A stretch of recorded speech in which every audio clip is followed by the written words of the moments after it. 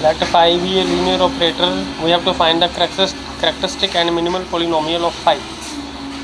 तो उसके लिए हमें एक कोई भी बेसिस लेके मैट्रिक्स निकालनी पड़ेगी। तो हम स्टैंडर्ड बेसिस ले सकते हैं, स्टैंडर्ड बेसिस ले लिया और मैट्रिक्स निकाल दी, ठीक है।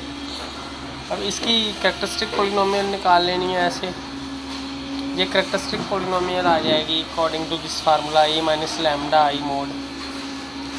क्योंकि अब कैरेक्टरिस्टिक पोलिनोमियल तो आ गई है, अब हमने मिनिमल पोलिनोमियल फाइंड करनी है।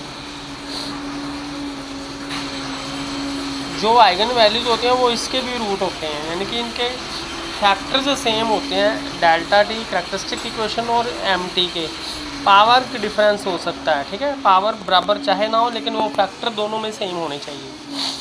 तो जो आइगन वैल्यूज़ हैं वो इसके भी रूट होने चाहिए। तो क्योंकि इसकी पावर 3 है तो इसकी फैक्टर t-1 तो इसमें होना ही होना चाहिए। पावर कम हो सकती है, 1 भी हो सकती है, 2 भी हो सकती है और मैक्सिमम 3 भी हो सकती है। तो एम.टी के ये 3 कैंडिडेट होंगे, ठीक है। तो हमें लीस्ट डिग्री से चेक करना है, क्योंकि जो मिनिमल पॉलिनोमियल है वो लीस्ट डिग्री की है। तो पहले हमने इससे चेक करना है। अगर इसको फाई सेटिस्फाई कर गया, जहाँ पे फाई सेटिस्फाई कराना है ना, क्योंकि हमें पता है कि जो एम ऑफ आई होता है वो 0 होता है, ठीक है। तो जहाँ पे टी है वहाँ पे हमने फाई पुट कर देना है। फाई जहाँ पे कांस्टेंट है वहाँ पे आई लगा देते हैं। तो फाई माइनस आई एक्स वाई जेड 0 आना चाहिए। अगर ये 0 हो गया तो ये लीस्ट डिग्री की होगी, क्योंकि बाकी डिग्री ज़्यादा है। तो लीस्ट डिग्री की होगी जिसको फाई सेटिस्फाई करता है, तो ये मिनिमल पॉलिनोमियल हो जाएगी। तो हम देखते हैं कि इसको ऐसे लिख सकते हैं। तो इसकी वैल्यू ये आइडेंटिटी ऑपरेटर अब माइनस करेंगे तो ये आंसर आएगा। तो ये 0 0 नहीं बन रहा है, इसका मतलब ये 0 नहीं बन रहा है। अब इससे अगली हाईएस्ट पावर दिखेंगे, क्योंकि ये तो मिनिमल पॉलिनोमियल है नहीं, क्योंकि इसको फाई सेटिस्फाई नहीं करता। अब इससे अगली पावर देखेंगे तो ये लीस्ट होगी अगर इसको सेटिस्फाई करेगा। अब इसको चेक करते हैं कि सेटिस्फाई कर रहा है कि नहीं कर रहा है। तो फिर ऐसे जहाँ भी कांस्टेंट होता है वहाँ पे आई लगा देते हैं। फिर ये भी 0 नहीं बनता, आप चेक कर सकते हैं। तो ये भी मिनिमल पॉलिनोमियल नहीं है, क्योंकि फाई इसको सेटिस्फाई करना चाहिए। अब ये एक ही कैंडिडेट बचा है, इसको चेक करने की ज़रूरत नहीं है, ये तो फिर है ही है मिनिमल पॉलिनोमियल, ठीक है।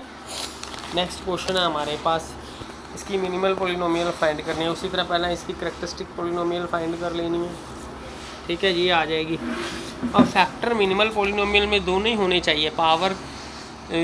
पावर डिफरेंस हो सकता है, पावर कम हो सकती है। ये भी फैक्टर होना चाहिए, ये भी फैक्टर होना चाहिए। तो इसका मतलब ये तो पावर 1 ही है, ये तो होनी चाहिए। इसकी पावर 1 भी हो सकती है और इसकी पावर 2 भी हो सकती है। तो इसके 2 कैंडिडेट होंगे मिनिमल पॉलिनोमियल के। तो हमने लीस्ट से चेक करना है, जिस कम डिग्री वाले को फाई सेटिस्फाई करता है वही मिनिमल पॉलिनोमियल है। पहले इसको देखेंगे, अगर इसको फाई सेटिस्फाई कर गया तो ये मिनिमल पॉलिनोमियल है। अगर इसको नहीं करता फिर ये तो है ही है, यही है फिर। तो इसको हम चाहे फाई यहाँ पर ए है तो हम ए पुट करेंगे, वही कैले हैमिल्टन थ्योरम वही है। चाहे फाई पुट करो चाहे ए पुट करो, यहाँ पर ए गिवन है मैट्रिक्स तो ए पुट करेंगे। ए भी इसको सेटिस्फाई करता है, ठीक है। यहाँ पर कांस्टेंट है आई लगा देते हैं। अब यहाँ पे ए स्क्वायर पुट कर देना है, यहाँ से ए पुट कर देना है, यहाँ पे आइडेंटिटी मैट्रिक्स पुट कर देनी है सेम ऑर्डर की। तो इसको सॉल्व करेंगे, ये 0 0 बन रहा है तो ये लीस्ट डिग्री की है जिसको ए सेटिस्फाई कर रहा है, तो ये मिनिमल पॉलिनोमियल है, ठीक है।